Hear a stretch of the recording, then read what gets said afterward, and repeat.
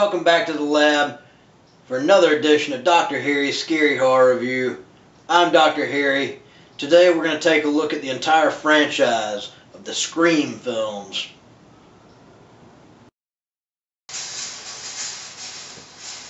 I have to admit, I have a special place in my heart and a special kind of fondness for the Scream films. This was my generation. This was my high school years, especially after there'd been a bit of a drought of good horror throughout the early part of the mid-90s. Scream in 1996 and its first sequel in 1997, revitalized horror, and it brought good, well-written characters into a movie that was well done.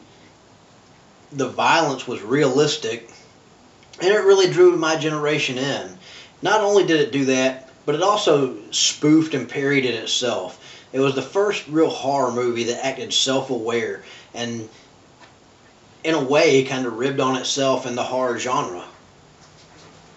It didn't take itself too seriously. Even though the first two Scream movies were a spoof, they were self-aware and irreverent toward themselves. It was odd enough, it was still a really serious horror movie, and the people that made it really took it seriously, and that showed. Horror had been poor for years before that. Scream. The first Scream, man. Scream was awesome. It was, not only was it scary, was it tense and edgy, it was smart. It was funny, but not too much. Just enough little winks and nudges to the good horror fans that made it interesting. Scream was something we hadn't seen before, and it worked. Scream was great. Scream 2 maintained most of the same formula that worked so well with Scream 1. I liked that they changed the color tone of the movie. The entire cinematography was different. The kids were gone to college. They did a great job of exploring the evolution of the characters' lives, where they go from Scream 1. You see that they're now more jaded. They've lost their innocence. And it works really well, especially in the college environment of Windsor College. I went to the theater and watched Scream 2 8 times. 8 times in 1998. I'm sorry, 1997 and the first part of 1998. Scream 2 worked. It developed the characters to that next stage in their life. Made it realistic. They did a good job of it. I'm not going to say it's as good as the original Halloween 2. That's one of the best sequels ever made. Say what? The killer is Jackie from Roseanne? Okay, I'll take it. Good enough. Scream 2 works for me. Scream 3. I don't like to talk about it. I'd just gotten over it. Scream 3 is by far and hands down the worst in the series. It's amazing they made a fourth after the third one, but I assume that's why it took so long. Scream 3...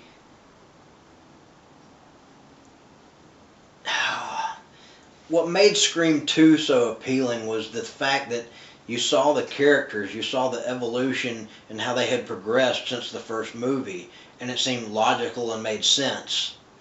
Scream 3, you don't even recognize the characters anymore. The people that you liked all seem like douchebags. I hate Scream 3. I'll never watch it again. The addition of some ridiculous characters that you can't wait for them to die made Scream 3 a huge mistake. I don't know if it was Wes Craven's direction, but I assume it was probably original writer of the first two movies, Kevin Williamson, being replaced by writer Aaron Kruger. I will never watch Scream 3 again. Parker Posey's character was like a revert back to the 80s, this old slasher movies that the Scream franchise originally mocked and tried to get away from. Courtney Cox, are you wearing a wig? What the hell is that on your head, lady? Oh.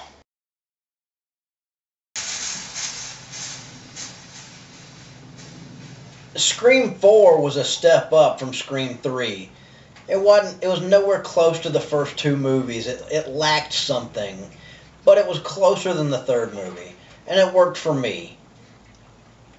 Scream 4 takes us back to Woodsboro. The characters seem a lot more reminiscent to the way that we knew them from the first two movies rather than the third. I found it easy to like Dewey again, which I didn't in the third movie. She's still Gail, but much more likable than in the third movie. The main character of Sydney, I don't know if it was the way she was written or the way that Neve Campbell performed it in this movie. Maybe she was tired of the character. I don't know. But Neve Campbell, Sidney Prescott, seems rather bland. She doesn't seem to have the same life that she had in the first two movies or even the third. I just found that Sydney was a little out of place and just did not seem inspired. Aside from that, Scream 4, the addition of the new characters, much like Scream 3, were really annoying. There's one girl that runs around with her 1985 Brigitte Nielsen haircut through the whole movie. It's really distracting. It looks weird. I don't get it. But the new characters all suck. You don't care. Even when you find out who the killer is, you don't really care. To me, Scream 4 felt like you were watching it for nostalgia. You were watching the old characters that you knew when you were in high school. And for the kills, the suspense, the big reveal, I don't feel like anybody really cared. That's just me.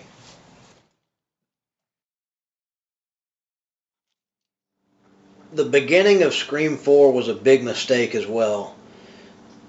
Instead of cutting into the movie, we get subjected to a series of movies within a movie. You believe you're watching Scream 4, and it turns out that the characters are watching one of the Stab sequels. And then the same thing happens again before finally you're actually watching the real movie. This was a big mistake, and this made it feel like you're watching a scary movie. Too much comedy here right at the beginning of the movie.